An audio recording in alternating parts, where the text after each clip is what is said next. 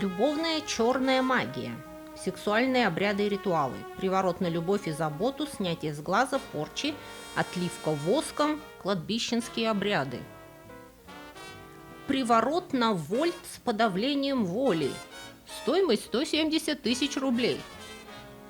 Светлана Валерьевна, опытная ясновидящая и маг с более чем 25-летним стажем, помогает людям решать проблемы в личной жизни, гадание по фото и на таро, снятие негативных программ, порча, проклятие, сглаз, одиночество, вековуха. Снимем венец безбрачия. Обратитесь к священномученице Юстине. Святая мученица Юстина, просьбу мою услышь, чудо сотвори, прошу печать одиночества раствори, венец безбрачия с меня, рабы Божии, сними. Сказано, сделано, святыми Юстиной и Киприаном закреплено. Ставьте лайк. Зачем ходить к ясновидящим, когда есть нейросети?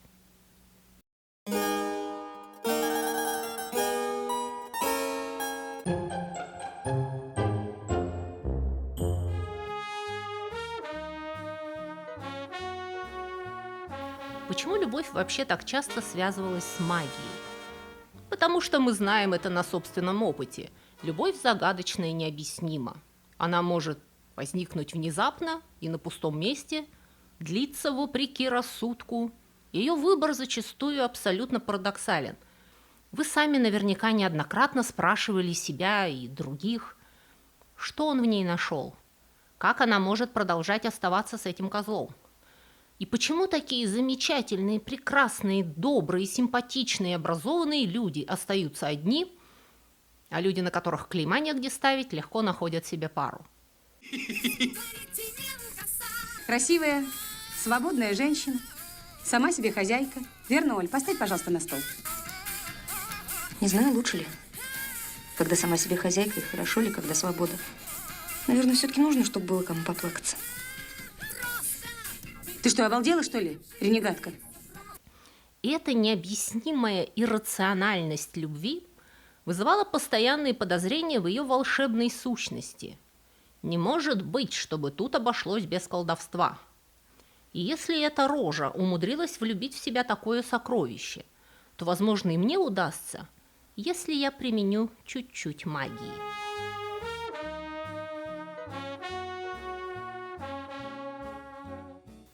Что такое вообще магия? Слово «магия» греческое, и оно, в свою очередь, произошло от древнеперсидского слова «магус» – «волшебник».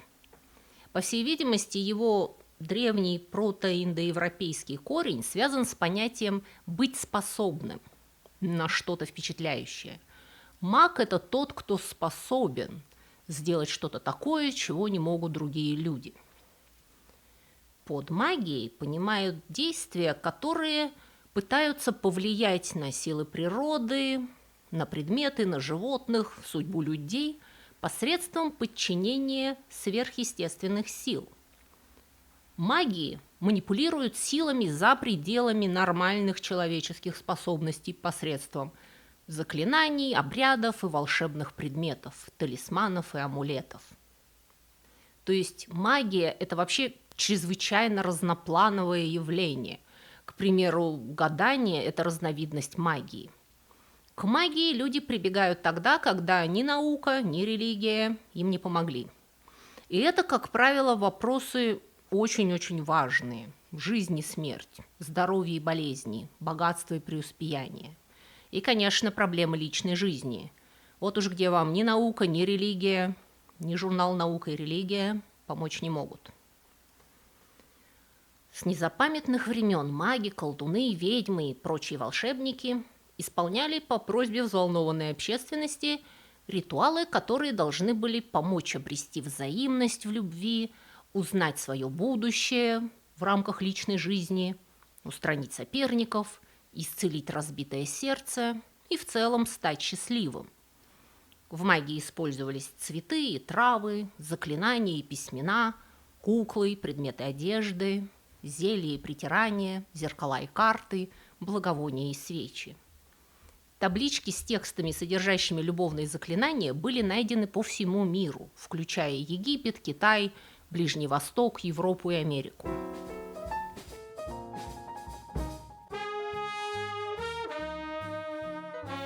А вот интересный вопрос. Мы все знаем, что магия делится на белую и черную, положительную и отрицательную, добрую и злую. Неважно, как мы будем определять конкретно внутри себя эти типы, но мы точно знаем, что магия двулика и двояка. Так вот вопрос. Является ли любовная магия белой или черной, доброй или злой? Давайте разберемся.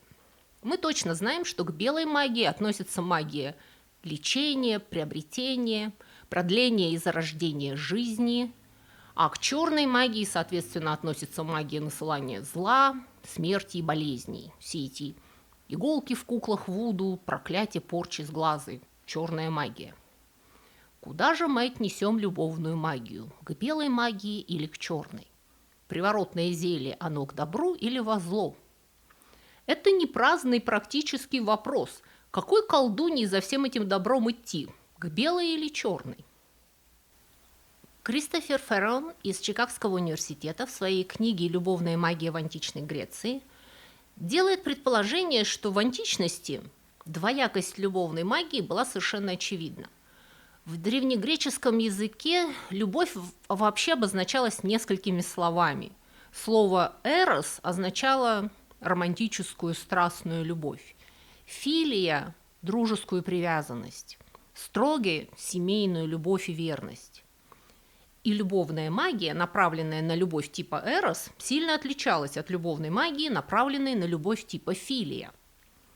Похоже на то, что в античном мире мужчины чаще практиковали магию, вызывающую эрос, а женщины более склонны были практиковать магию, направленную на филия, на сохранение нежных чувств, что в принципе совершенно объяснимо. Женщины чаще старались сохранить любовь мужчины, потому что развод тогда существовал, а женщины в социальном и имущественном смысле имели мало прав. Поэтому если дама теряла любовь мужа, она вместе с ней могла потерять свое социальное положение и средства к существованию. Соответственно, женская любовная магия была охранительной и положительной за сохранение семьи.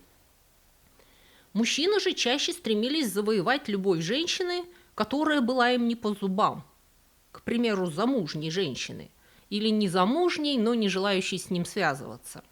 И эта магия уже могла восприниматься как черная и нападательная, потому что ее целью было разрушить семью, подчинить волю другого человека. Она пыталась заставить человека, я чуть не сказала женщину, но в случае Древней Греции это мог быть как мужчина, так и женщина, функционировать вопреки своему здравому смыслу, вопреки своим моральным принципам. В Британском музее хранится чудная коллекция магических заклинаний из греко-римского Египта. Оригинально это был рулон папируса длиной более 2 метров, содержащий заклинания для различных целей. И в том числе на нем есть примеры зверской любовной магии эллинистического мира. От простых, чтобы получить определенную женщину в банях, потрите клеща, снятого с мертвой собаки, по пояснице, до прихотливых и расходных. Популярным типом заклинаний были так называемые агогимон, то есть ведущие на древнегреческом. Целью этого заклинания было привести кого-то, возлюбленного, к человеку, совершающему магический обряд. Волшебные слова, иногда это был бессмысленный набор букв и даже специальных символов, нужно было написать, к примеру, на ракушке, разумеется, не чем попало, а кровью черного осла или гвоздем из затонувшего судна. Затем эту ракушку или кусок папируса или жестяную пластинку нужно было обернуть прядью волос или куском одежды жертвы и бросить в море или закопать в правильном месте. Возьмем, к примеру, любовное заклинание о помощи к Селене, богине Луны. Производящий заклинание должен был прочесть молитву Селене, потом вылепить из глины, смешанной с кровью пятнистой козы, фигурку богини, и поместить ее в дупло оливы, ни в коем случае не стоящей на солнце. В результате Селена отправляла своего невидимого посланника, который тащил к вам жертву за ноги и волосы. Жертва начинала испытывать смертельный страх и не могла спать из-за внезапно пробудившейся любви к человеку, совершившему ритуал. Вот пример заклинания. «Привлеки ко мне ее», ставить имя, «в этот самый день, с этого самого часа, с ее пламенной душой и сердцем, быстро, быстро, немедленно, немедленно». Гарантировалось, что после этого ваша Татьяна Ларина той же ночью прибежит к вам, не успев застегнуть пеплос. Еврейские рецепты любовной магии того же времени имели интересную специфику. Часто для магического ритуала использовались цитаты из Ветхого Завета или его персонажи. К примеру, брались в пример известные библейские пары, прославленные силой любви. Один сохранившийся амулет просит любви между двумя людьми быть как любовь Авраама и Сары, как любовь Исаака и Ревекки и как любовь Иакова и Рахили. Но могли использоваться и цитаты к романтической любви, строго говоря, не относящиеся. К примеру, популярное заклинание говорило: «И был Господь с Иосифом, и оказал ему благосклонность. Так что придет такая благодать и благосклонность на такого-то сына такого-то». Потом предлагалось взять необожженный глиняный черепок и, написав на нем заклинание, бросить в огонь. И как этот осколок воспламенится в огне, так же сердце жертвы воспламенится любовью к исполнителю ритуала. И такое магическое, языческое использование Библии, а также смешение христианских концептов с древними ритуалами, когда прежних языческих богов, покровительствовавших влюбленным, начнут сменять совершенно для этого неподходящие персонажи, сохранится и в европейское средневековье.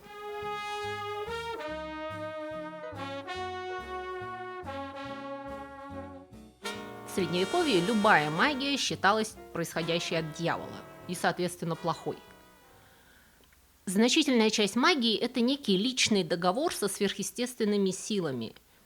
И в древнем мире ни у кого не было проблем с тем, что люди заключали договора с конкретными божествами, чтобы те помогли, к примеру, вызвать любовь в какой-то персоне. Вы могли принести жертву Эросу или Венере и попросить их помочь вам в ваших сердечных делах. Но в католической-то Европе с кем, собственно, вы заключаете договор?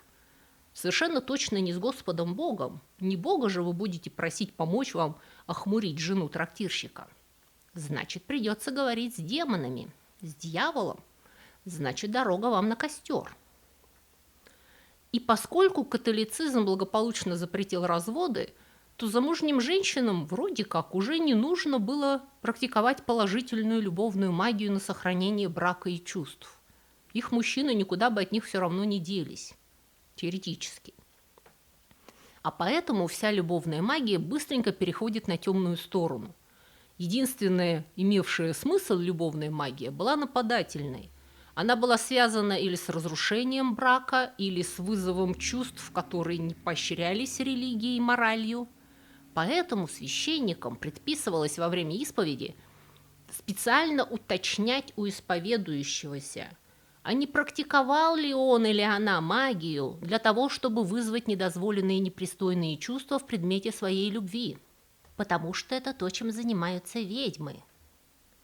А переспрашивать приходилось, поскольку периодически любовь заставляла добрых христиан, не собиравшихся вообще-то вступать в сговор с дьяволом, прибегать к таким методам, которые никак нельзя было назвать христианскими, несмотря на то, что формально они вроде бы оперировали объектами и текстами из христианского арсенала.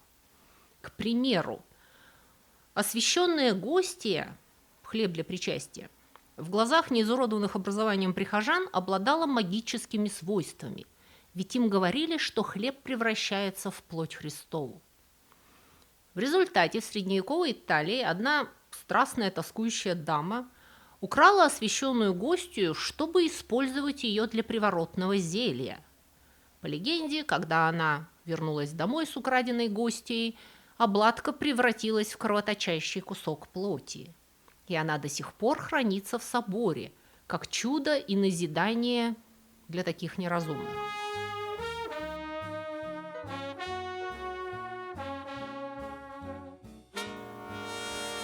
Приворотные зелья были большим хитом в средневековой Европе. Колдуньи и травники изготавливали их с использованием трав, обладавших галлюциногенными или вообще нейротоксичными свойствами, таких как белладонна, мандрагора и белена. Плюс всякая гадость. Немецкий алхимик, писатель и позже святой Альберт Великий писал, что привязанность между мужем и женой можно усилить с помощью мешанины из барвинка и раздавленных червей. Это еще не самый неаппетитный рецепт.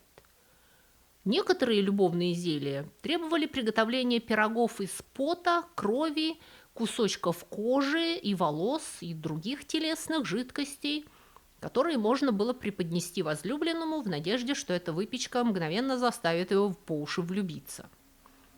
На этом фоне шпанская мушка, смертельно опасное насекомое, известное со времен древних греков, звучит не так уж ужасно, хотя может привести к смерти.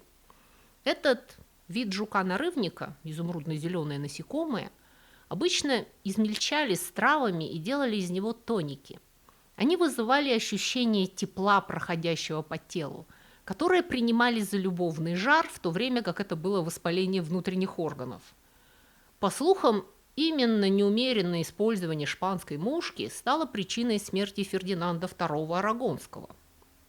Фердинанд женился вторым браком на Жермене де Фуа, которая была гораздо моложе его.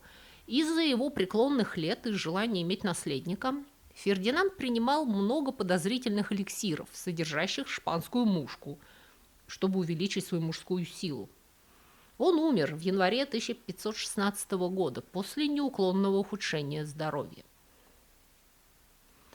Разумеется, вы понимаете, что с ума сходили не только в Европе.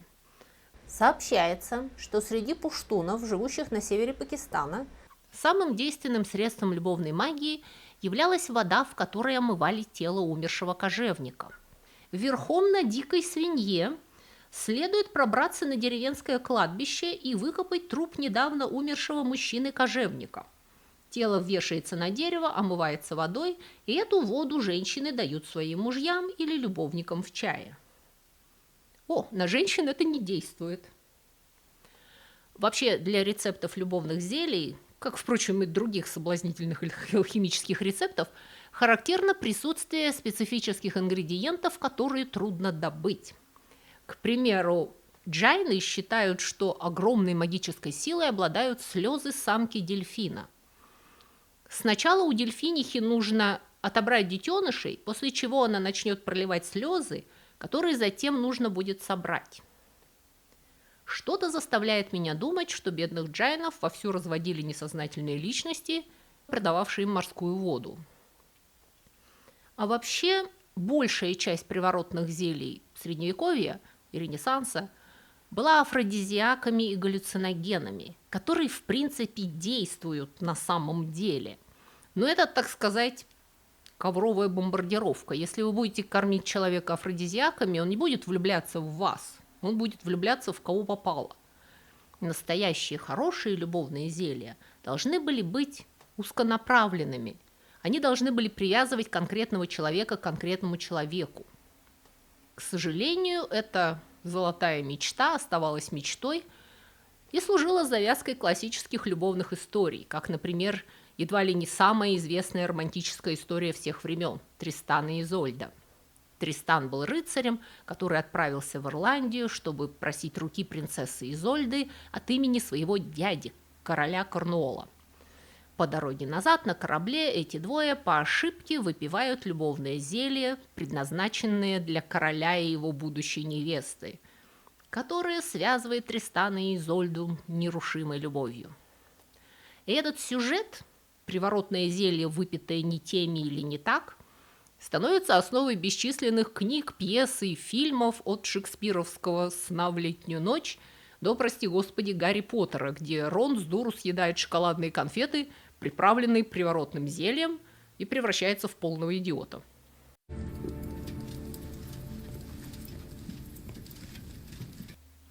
В России народ тоже мешал христианству и язычеству в любовной ворожбе безо всякого смущения, несмотря на серьезное противодействие церкви. Заговоры, как правило, начинались с невинного «встану я, благословяйся, раб Божий такой-то», но потом этот раб Божий шел к волшебному посреднику, к белому кречету, к острой стреле или сестрам-зорницам, и с их помощью на предмет страсти накладывались совершенно нехристианские пожелания – не спать, не есть, бледнеть, чернеть и сохнуть, гореть огнем и биться в лихорадке.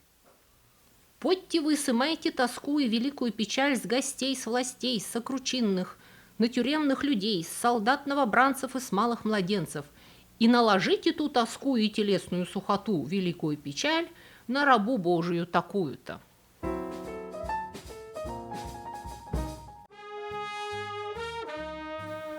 Надо, кстати, заметить, что страстная любовь долгое время рассматривалась как своего рода болезнь, в прямом смысле слова, и к ворожеям всех сортов обращались, чтобы исцелиться от любви. То есть антилюбовная магия – это тоже вариант любовной магии. Были как ритуалы, так и зелья, которые излечивали муки разбитого сердца. Репродуктивные способности тоже были в рамках любовной магии. Средства, вызывающие импотенцию, продавались теми же ведьмами и травниками, что приторговывали приворотными зельями. И в средние века мужчины были совершенно патологически обеспокоены тем, что женщины-ведьмы могут по злобности лишить их детородных органов в прямом, а не в переносном смысле. Большинство ведьм сожгли не за манипулирование чувствами, а за прямой вред здоровью. То есть христианство никого не остановило, и любовная магия никуда не исчезла. Но поскольку она была связана с серьезными рисками, к ней не относились легкомысленно, и уже к эпохе Возрождения заклинания не накладывали на кого попало, а только на высокопоставленных особ. Чем выше было ваше положение, тем выше был риск подвергнуться магической атаке со стороны амбициозной персоны не вашего круга, которая захотела вас в себя влюбить и предварительно рассорить с женой. Про Анну Болейн, например, постоянно шептались, что она очаровала Генриха VIII не красотой, а колдовством. Диана Пуатье, фаворитка французского короля Генриха II, была на 20 лет его старше, и, судя по портретам, не бог весть какая красавица. Однако она сохраняла контроль над королем в течение 25 лет. Конечно, колдовством, не умом же, правда, в XVI веке. К XVII веку колдуньи вообще распоясались. Некая Лавуазен начала парижской гадалкой, но быстро переключилась на черную магию. Многие ее клиенты высказывали пожелание, чтобы в них кто-то влюбился, или кто-то с кем-то развелся, или просто умер и освободил место. Сначала Лавуазен говорила своим клиентам, что их желание сбудется, если на то будет воля Божья. Потом начала рекомендовать посещение церкви определенного святого, но постепенно она сползла на изготовление амулетов и любовных порошков из костей жаб, зубов кротов, шпанской мушки, человеческой крови и мумиё, а затем дошло и до черных мес. Утверждается, что мадам де Монтеспан, официальная королевская любовница короля Франции Людовика XIV, добилась своего положения посредством колдовства. Лавуазен специально для нее устраивала черную мессу, на которой в роли алтаря выступала обнаженная Монтеспан, и в чаше на ее животе лили кровь младенца, хорошо, если мертворожденного, но детали не ясны. В общем, Монтеспан в том же году стала официальной любовницей короля, а Лавуазен оставалась ее верной помощницей, пока ее в конце концов не арестовали и не сожгли. Даже промышленная революция и просвещение не излечили общество от стремления немножко поколдовать. Помните, Том Сойер и Бекки Тэтчер застряли в пещере, и у Бекки был с собой кусок свадебного пирога. Это очень популярное викторианское время гадания. Кусок чужого свадебного торта клали под подушку, чтобы приснился суженый. Вообще, викторианские мужчины считали себя людьми рациональными, и этих глупостей чурались, Поэтому в новое время любовная магия стала преимущественно привилегией женщин. Гадания и ритуалы на сохранение чувств обошли по популярности приворотные зелья и вызывание дьявола. На новом месте приснись жених невесте и прочие глядения в зеркало на сочельник. И ромашку обрывать. Как забыть об общей европейской ромашке? Волосы очень любили использовать для любовной магии. К примеру, сплетенные вместе пряди гарантировали пару от расставания, а вшитая в рубашку возлюбленного прядь волос заставляла его никогда тебя не забыть. В Пермской губернии молодой человек должен был поймать и заколоть голубя, замесить его жир в тесто, чтобы испечь своего рода небольшой калач, которым он затем должен был накормить любимую девушку, произнося при этом заклинание: «Как голуби живут в любви, так и мы будем с тобой». В то время как в Англии девицы брали красную ленту, шептали над ней имя любимого, завязывали над ней 3 узла, приговаривая: «By not of one the spell is begun, by not of two love is true, by not of three so may it be».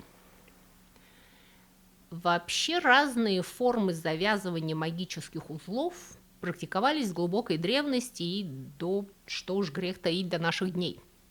Различные веревки, пряжа, волосы, ленты и носовые платки завязывались узлами с причитаниями имени любимого и разных заклинаний.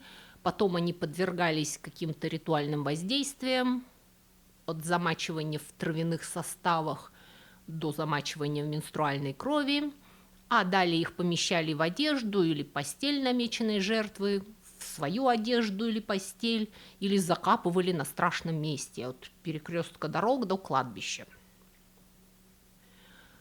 Приличные барышни в XIX веке все еще дарили женихам красные платки с 3 волшебными узлами, медальоны с локонами собственных волос. А девочки-подростки, прошептав в бумажку имя мальчика, складывали ее в туфлю и носили там до тех пор, пока тот не признается ей в любви. У меня такое дежавю. Я не могу вспомнить точно, но что-то подобное мы в школе делали. Нет, не могу вспомнить, хоть убейте. Помогайте. Как вы колдовали по малолетству на мальчиков, которые вам нравились? Допишите внизу, напомните мне. Ну а потом пришел интернет. Теперь мы можем гадать по Таро прямо на своем телефоне, варить приворотные зелья по онлайновым рецептам из ингредиентов, заказанных из Китая и Индии, и покупать консультации с потомственными ведьмами по WhatsApp. С ведьмами по WhatsApp. И это прекрасно можно понять, потому что вне зависимости от того, в каком веке вы живете и какой у вас уровень компьютерной грамотности, любовь продолжает сводить нас с ума. После чего мы начинаем верить в чудо и готовы на все, чтобы добиться ответной любви, чтобы сохранить чувства, чтобы стать счастливыми. Поэтому продолжайте сходить с ума. Только не давайте денег жуликам в интернете. Подумайте о том, что если вам приходится платить за любовь, то что-то здесь не так. Навряд ли вам помогут слезы самки дельфина. На сём прощаюсь. Всего вам доброго и до новых встреч!